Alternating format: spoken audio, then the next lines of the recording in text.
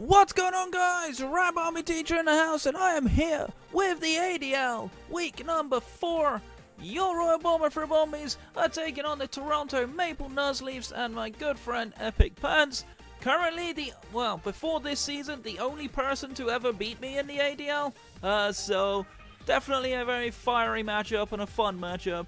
Epic's a very tough opponent, but like me, he's had a rough start to the season, so it's going to be tricky. We'll see how it goes. His team is very powerful. Some really big offensive threats on this team. But I feel like my matchup isn't as bad as people might look at us with. So, let's look at his team and then we'll look at mine. So, first up is Aegislash. Aegislash actually got quite a bit of a hit in this gen. Quite a few nerfs. Got base stat nerfs. It got 10 off its top stats, so it's only got max 140 stats. Which could be a bit annoying. Also, King's Shield got nerfed. Instead of reducing attack by 2 stages if hit by physical contact, it's actually only 1 now. So, a few nerfs, but nonetheless, still incredibly scary. Does hit incredibly hard, particularly if you're Bandit or Specs. Life Orb is also particularly scary.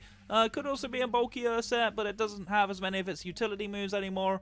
So, definitely an interesting mon. Definitely a mon I need to be scared of. But a mon I think I have enough answers to on this team.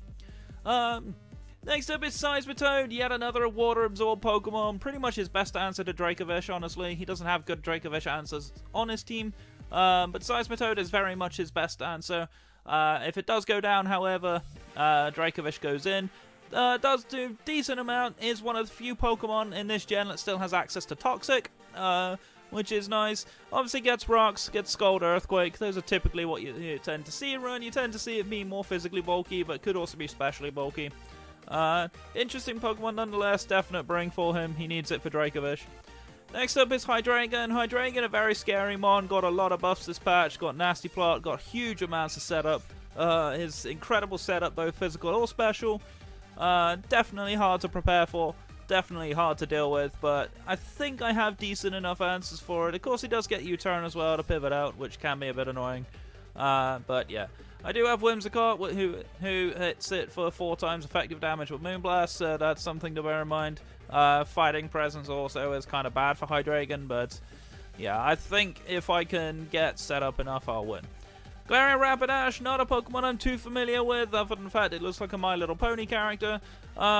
Does get set up on both sides, if I'm not mistaken. Can be a very good Swords Dance Sweeper. Got a huge amount of coverage options. Actually, surprisingly fast. I believe it actually shares the same stats as Cantonian Rapidash. So, decent speed tier, decent offensive pressure. Lacks a lot of bulk, however, so can be easily one-shot. So that's something to bear in mind. Next up is Colossal. I think Colossal does come, but I wouldn't be too surprised if it didn't. It's a very good spinner. Does also get Rocks. I believe it's in the tier where it can Dynamax. I do just want to check that so I don't get that wrong. I think it's Dynamaxable. Where is it? Yeah, it's Dynamaxable. So this thing could be very scary. Its Gigantamax form is decent. Does also allow it to set up Sun, which can be annoying for Dracovish. Dracovish doesn't really want to have its damage removed. But yeah, Colossal, pretty interesting mon. Not sure if it does come, but I think it's a good shout to come. Anyhow. Alright, next up is Frostmoth. Frostmoth I actually don't think has much of a chance of coming, given the fact I have a lot of things that really hit this thing incredibly hard. Its defensive typing and Ice Bug is absolute garbage. Does get Quiver Dance, but its speed tier is completely awful at base 65, I believe, which is a shame given the fact it's got a monstrous special attack stat. Its physical bulk is incredibly lackluster as well, and being quad weak to rocks doesn't help its cause. But a decent Quiver Dance sweep otherwise, so I think it doesn't come, but it's very hard to know what else he does bring. But yeah, Frostmoth's an interesting Pokemon. Definitely something I need to prep for, but with Cinderace and Copperajah especially, I think I have enough good answers for it. Next up is Hitmonchan, likely to come if Colossal doesn't. Hitmonchan gets Rapid Spin, of course, gets priority in things like Bullet Punch and Mark Punch. Can definitely be really annoying, especially if I go for like a Web Sleeve strat with Cutiefly. Typically see it with a Life Orb, can also be Toxic Iapapa Berry. I've seen a couple of those sets running around on lower tier ladder recently. Definitely interesting to me. But yeah, I think Hitmonchan comes, but little fun fact for you, +2 speed Hitmonchan if it gets 2 rapid speeds up, can actually still outspeed Dracovish in Tailwind. So I do need to watch out for that. I don't want this thing getting +2 speed if it does come. But hopefully I should have enough positional power to be able to beat it. Whimsicott generally takes it on relatively well. If I run it fully Fizz Def, it will take at least 2 bullet punches if I'm not mistaken. Next up is Rotom Fan. Surprisingly, this thing doesn't actually get defog. I found this out after talking with Epic. This thing doesn't get defog at all, which catches me off guard. I thought, given the fact it was the only Rotom that's actually officially a flying type, that it would still have it, but all of the Rotoms lost defog. But nonetheless, still a good pivot. Can be scarfed, of course, with Air Slash for the flinch hexing, but I expect it mostly to be bulkier, leftover set. With pivot, of course, Volt Switch is a necessity.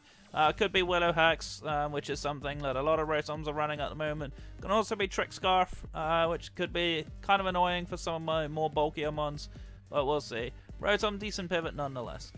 Next up is Leafeon. Leafeon I don't think comes to this match. I feel like Leafeon on this team doesn't really fit. Leafeon's a fantastic Sun user because it does get the Chlorophyll ability, I believe.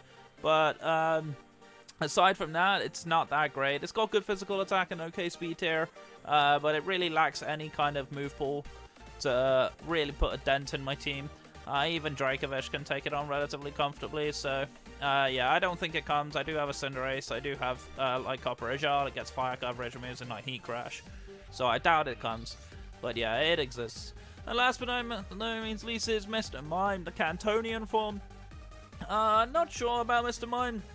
It's kind of okay, but it's like a worse Rapidash in a way. So I'm not convinced it does come, but it does get good screens, can be good support. Did get buffed by getting Mystical Fire in this generation, so that could be annoying for Copper Ajal, for example. Could also be annoying for things like Whimsicott. But yeah, I don't really see Mr. Mime coming anyway, unless it is running screens to try and live a Dracovish hit, but I'm not convinced it will work either way. Alright. So let's look at my team. I do need to be honest here. I did have a chat with Epic as well. Unfortunately, we had quite a few issues getting this matchup together. The first one was my ill health. Second one was Showdown wanted to restart the servers, and the last one was the fact that Showdown deleted my team. Well done, Showdown. Thank you. 4 hours of prep went down the drain. So I had 5 minutes to rush a team together, and this was what I came up with. So, first up, no surprise. Jesus. Excuse me. First up, no surprise, is Dracovish, of course. Running Banded. I need Band this week for max HP Aegislash especially. If he's very bulky on the physical side, he can potentially live a hit. If he goes for like Shadow Sneak to prevent me from having Vicious Rend being double damage. But it still does a lot, no doubt in my mind. It also helps with Hydreigon. I can kill it with a Vicious Rend after a little bit of chip damage from rocks or anything like that. Other than that, Leech Life is there mostly for Hydreigon, but does actually do okay damage, of course, to Leafeon. Psychic Fangs is actually just there because it's a strong jaw boosted. I could have gone for Crunch, but I didn't really feel like I needed Crunch all that much. Plus, Crunch doesn't do that much to things like the Mr. Mime or the Rapidash, whereas Psychic Fangs actually does a little bit more. Ice Fang is also quite nice. Ice Fang is there for Hydreigon mostly. Can also be there for things like Leafeon and Rotom Fam. Pretty solid. Obviously, standard-ish EV spread for an offensive mon with max speed, max attack, and Jolly Nature. This will guarantee that I can pick up a couple of outspeeds on a non-Scarf Hydreigon, for example. Non-Scarf Hydreigon can still outspeed this, but in Tailwind, which is something that will come up in a later mon, I actually guaranteed outspeed. So, Dracovish has an important role coming in. If I can get it set up, I can get it to sweep, and I can basically win the game from there. Right, next up is going to be my Wall Breaker in Chief, of course, Copper Ajal. Running Life Orb Heavy Metal, this is actually a very standard set. This set is actually almost directly imported from Smogon. It's very common in singles right now. Life Orb Heavy Metal with Heavy Slam, Heat Crash, Power Whip, and Earthquake. Power Whip, of course, hits the Seismitoad incredibly hard. Earthquake hits the Aegislash really hard, along with things like the Colossal. Power Whip is there mostly for Seismitoad, but also Colossal. Heat Crash. Heat Crash is mostly for Aegislash, and also there for Frostmoth, Leafeon if they decide to come. Heavy Slam murders Rapidash. Like, just absolute destructive power. It's very hard hitting with the adamant max attack and almost max HP, what means that I can live pretty much any physical hit. I do struggle to live special hits though, and if the set does get burned, it is going to suck, but it will break through walls nonetheless. Next up is going to be my enabler, of course, Whimsicott. Whimsicott's always here. I like this set quite a bit. Tailwind, Leech Seed, Sub, and Moonblast. Substitutes there this week. Because with Sub, I can outplay any form of switch-in. I can also use it to stall out Life Orb or anything like that. Substitute will allow me to scout for sets, particularly for Aegislash. I do want to know what type of set it is. So a Sub will actually guarantee that I live any hits. Leech Seed, of course, for recovery. Tailwind is the primary setup option now. If I can get a Tailwind set up at any point during the later parts of the game, Dracovish comes in and sweeps with Fisher's Rend. Moonblast is mostly there for Hydreigon and Hitmonchan. I expect Hitmonchan to be a switch-in because Hitmonchan actually does a lot with Bullet Punch. As you can see for this, I'm actually running specially defensive instead of physical. This may have been a mistake in the long run, but I was predicting Aegislash to be special, so I opted to go for the specially defensive set. This set's pretty decent. If I can pick up a kill with it, I will, but most of the time it's going to be clicking Tailwind or Sub. Potentially the odd Leech Seed here and there. If he doesn't bring Leafy on, I can freely Leech Seed on anything, which is quite nice. So that's something to bear in mind. Alright, next up is gonna be Cinderace. Cinderace is pretty much the main job in here is just to come in and pivot out in a lot of cases. But if I can get this thing in safely against the Aegislash, I might be able to outspeed it and kill it with a Pyro Ball, depending on his EV spread. Sucker Punch is mostly there, of course, just for revenge kill. Low Kick is actually there for things like the Colossal. It also does a fair bit of damage to the Hydreigon, and of course U-turn to pivot out. Pretty standard pivoting set. Heavy duty boots, of course, in case he runs rocks. And I have no real way to get rid of him. I'm not running Court Change on this set, which I thought about running, but I didn't need it because of another mon on my team. But yeah, this one's job is literally just to try and kill the Aegislash if I can. I will struggle if I can't keep Cinderace alive, but I think I should be okay. Next up is gonna be Rotom. Rotom's kind of an interesting matchup this week. If he does run physical Aegislash or like physical Hydreigon, which I've been seeing a lot of physical Hydreigons on ladder recently. Willow Hex is actually a kind of disgusting combination. Willow Hex can two-shot most forms of Seismitoad, unless he's fully specially bulky in Assault Vest, for example. Volt Switch Thunderbolt is just there, of course, for damage. It's also a good stab. Volt Switch is a nice pivoting move on anything except Seismitoad, of course, because Seismitoad is the only thing that's immune to Volt Switch. Thunderbolt just does mediocre damage if I can actually get it. Running max special attack, max speed, I want to be able to do quite as much damage with Hex as possible.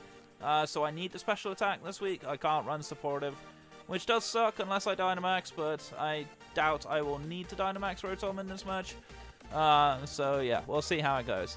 And last but by no means least, making their debut is going to be Piloswine. Piloswine running a Violite, max HP, max attack.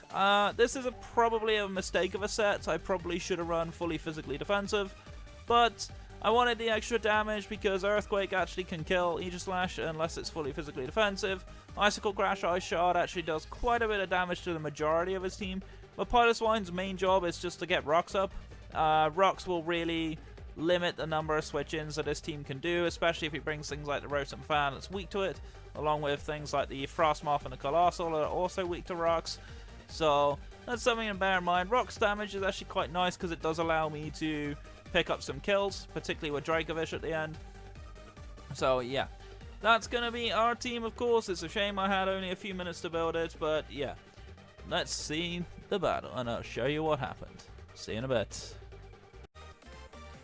Alright then guys, we're back. Here we are with the battle. As you can see, looking at the team, he actually doesn't opt for Colossal, he did opt for Hitmonchan, which I thought might come. Didn't bring the Frostmoth either, brought the Rotom Fan instead. Pretty interesting, definitely an interesting bring. So let's take you through the actual match that just went down. Alright, so he leads Aegislash here, which kind of caught me a little unawares. I thought he wouldn't go for this, I thought he may have gone for Toad. So I lead Whimsicott, go for the sub. And at this point you see he goes for close combat, which is interesting. Good decent bring on his part. Now thinking that he may just go for King Shield, I actually go into Cinderace here thinking he might protect, but he actually catches me completely off guard here and he close combat kills me. Now, Cinderace would never die from this unless this was Banded Aegislash, so unfortunately I got a little bit caught napping there. So the Banded Aegislash does actually just kill me. But I didn't know he was banded at this point, so I can go for Rotom here, force the switch out as he actually goes into Seismitoad, which is nice because we get a Will-O-Wisp play here, which burns off the Seismitoad. That means if he does have physical moves, they're not going to be that effective. I do show the Hex here, and you can see how much that's doing because of him being burned. He is actually got a decent amount of special defense investment, and the Sludge Bomb really did not do very much to me at all, because I comfortably resist. Now he does actually go into Hydreigon here, which is a good read. I did go for Hex again to try and go for the kill, but there was no reason for me to do that. I should have just Volt Switched out. But nonetheless, I go for the Piloswine switch, as it's a pretty safe play as he does U-turn into Hitmonchan, which is a little bit annoying. So I switch back into Rotom, predicting the Fighting type move, as he does show Drain Punch. Pretty standard Hitmonchan move, so I'm not surprised to see it. He actually switches out here into Seismitoad, and this was a big play here, as I actually read that switch and went straight for the Hex. So Seismitoad is now gone, which means Dracovish is fairly free. He does actually go into his own Rotom, which is actually slower than me naturally. I'm not quite sure why, but it is actually slower, so I can switch into Piloswine here, as he goes for Willow and unfortunately misses. So at this point he could have switched out here, predicting the Icicle Crash, but he actually just goes straight for Willow again, which is annoying, but I do get my Rocks up, which is very nice because he actually doesn't have any removal on his team. I believe Hydreigon gets Defog, but I'm not 100% sure on that. He does go for Aegislash, predicting the Ice-type move, and unfortunately I actually went for it instead of going for the Earthquake, which is what I went for this turn instead. However, he switches into Rotom Fan, which is a little bit unfortunate. I could have just gone for the Icicle Crash, but nonetheless, didn't really matter. Any damage is decent damage for me here. Nice bit of chip is nothing to sneeze at, because he can't keep doing this because he's consistently taking Rocks damage. Unfortunately, we missed the Icicle Crash here. I would have liked for that to have hit just for a bit of extra damage, but nonetheless it didn't, as he does actually go into his Blade form and kill me with Iron Head, which is fine. Piloswine had done its job at this point. Rocks was the only thing I needed it for. We actually go to Rotom here because Iron Head is resisted, of course. He does actually go Hydreigon, which is nice for me because I land the Will-O-Wisp on it, which is really good news because if he's physical then this is going to do much, but the burn damage actually really helps me out. We do actually see that he goes for Draco Meteor, and he is actually Eject Pack, which is kind of an interesting set, dropping special attack and switching out. Interesting set, but not really that effective in this matchup, I don't think. He brings Rotom Fan out, which is cool. But he does Willow me again, which is not too much of a surprise. However, the Heat Crash does actually kill here. The crit actually didn't matter because I'm heavy metal, of course. So, but yeah, nonetheless, decent damage, of course. Getting rid of Rotom's always nice. Goes Hitmonchan here, of course. I'm expecting a fighting move, but he actually goes for Rapid Spin, which kind of caught me a little bit unawares. I guess he thought he was going to go for his +2 speed. We do go for Heavy Slam. You see how much damage that's doing despite being burnt. It's incredibly powerful. Copperajah is a beast. Does go for Drain Punch and kill me here and get a lot of health back, but that's fine because the Life Orb recall is actually perfectly good for us. But at this point now I can go into Whimsicott. Now it looks bad for us, but this sub-stalling strat is exactly what I needed. Now he got to +2 speed, which was a good play for him. That now means he outspeeds Dracovish and Tailwind. However, I don't think he expected what happens next. So I lived the Bullet Punch, I calced this to make sure I lived it, and then I just killed the Hitmonchan with Moonblast. I don't think he expected me to go for that. I think he expected me to go for Tailwind, but I actually didn't click it because I knew Moonblast would kill.